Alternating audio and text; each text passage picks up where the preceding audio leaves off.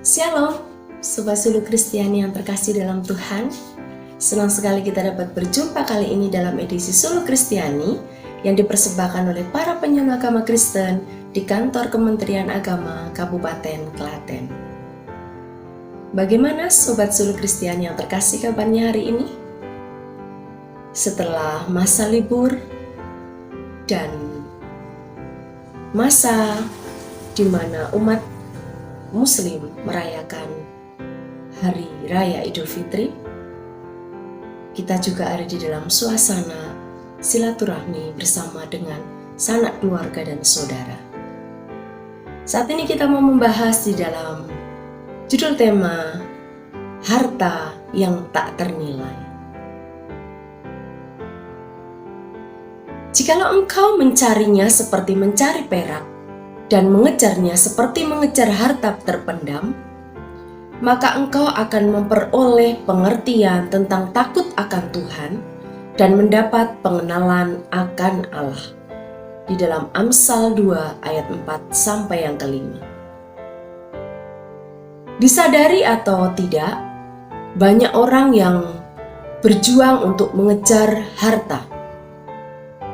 Mereka berlomba mengumpulkan harta sebanyak mungkin dengan menghalalkan segala cara. Orang-orang yang semacam ini selalu menginginkan lebih banyak dan tidak pernah merasa puas untuk apa yang telah mereka peroleh. Kepuasan tidak pernah bisa didapatkan melalui pemilikan harta yang berlimpah. Untuk memperoleh harta kekayaan yang sifatnya fana, orang rela bekerja membanting tulang siang dan malam demi mencapai apa yang diidam-idamkan. Demikian juga seharusnya kita melakukan di dalam untuk memperoleh harta rohani yang jauh lebih bernilai dan berharga daripada harta yang ada di dunia ini.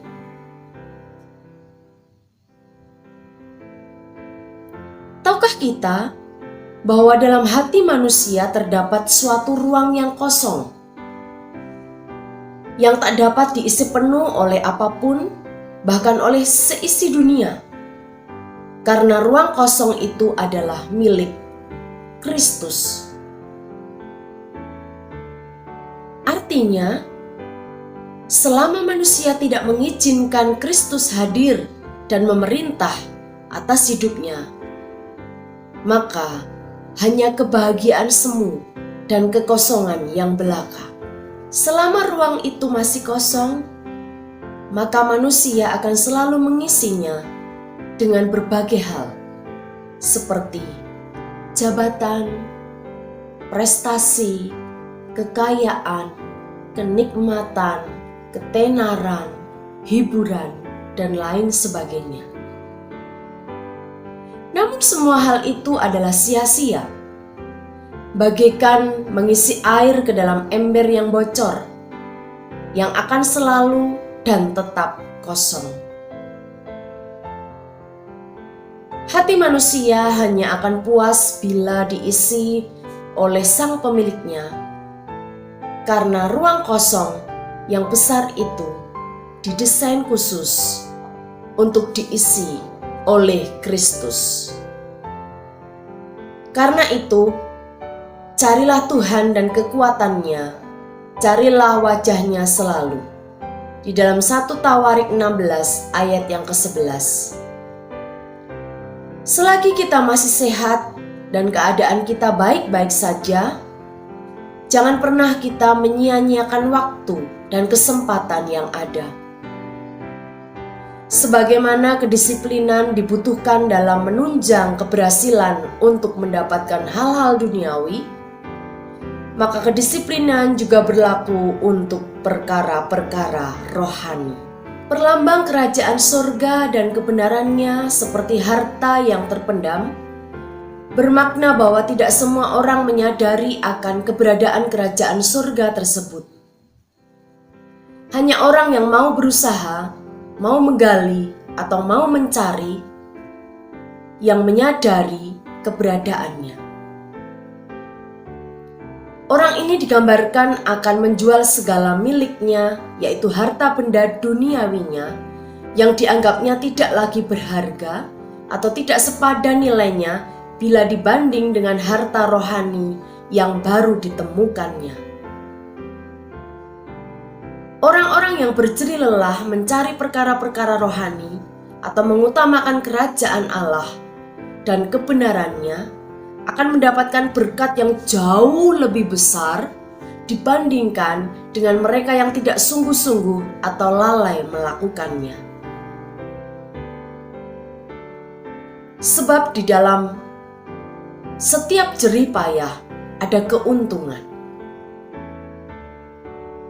Karena itu bangunlah kedisiplinan untuk mencari Tuhan dan membangun persekutuan dengannya. Sebab kamu tahu di dalam persekutuan dengan Tuhan jerih payahmu tidak sia-sia. Di dalam 1 Korintus 15 ayat yang ke-58b. Harta rohani yang terpendam juga harus dicari dengan penuh ketekunan. Karena tidak ada istilah instan di dalam Tuhan. Banyak orang-orang awalnya begitu bersemangat, begitu menggebu-gebu, berapi-api, exciting, mengejar harta rohani. Tetapi lama-kelamaan semangatnya menjadi pudar dan akhirnya tidak lagi bersungguh-sungguh. Itu artinya mereka tidak bertekun. Mungkin karena kepenatan di tengah padatnya pekerjaan yang begitu menumpuk, sehingga menguras tenaga, pikiran, yang menyebabkan keletihan dan kelelahan fisik, mental, bahkan berakibat kelemahan di dalam spiritual. Oleh karena itu, peliharalah harta yang indah yang telah dipercayakan Tuhan kepada kita oleh Roh Kudus yang diam di dalam kita. 2 Korintus 1 ayat yang ke-14. Kristuslah harta yang tiada tandingannya itu. Dialah harta yang tak ternilai. Rasul Paulus berkata, "Dialah yang kami beritakan, dan sebab di dalam dialah tersembunyi harta, hikmat, dan pengetahuan."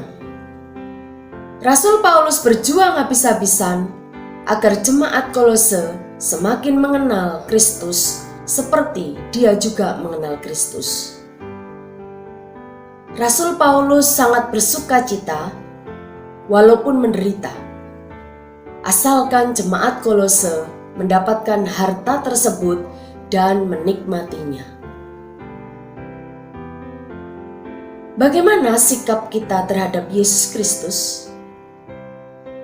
Sudahkah kita berjuang mengenal Kristus setiap hari sebagai sumber hikmat dan pengetahuan dalam menjalani kehidupan kita? Sudahkah kita berusaha sungguh-sungguh, bukan hanya sekedarnya atau apa adanya, untuk mengejar harta yang tak ternilai itu? Mari kita memprioritaskan hidup untuk mengenal Tuhan lebih lagi. Selamat menerima dan menikmati anugerah yang terbaik, yaitu harta yang tak ternilai, Kristus sebagai sumber segala-galanya dalam hidup kita. Kiranya firman Tuhan kali ini boleh memberkati setiap kita semua. Sampai berjumpa kembali dalam edisi Suluh Kristiani berikutnya. Tuhan Yesus memberkati. Shalom.